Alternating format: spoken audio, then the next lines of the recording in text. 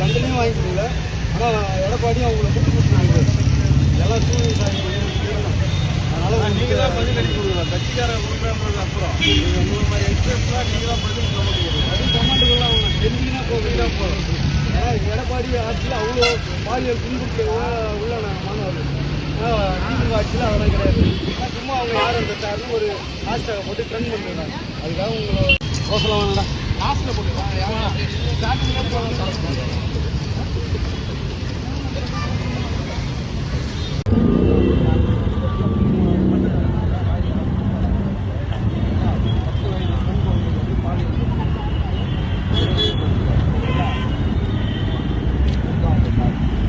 பார்த்துக்கடா, இவர் தான் அந்த சாரு.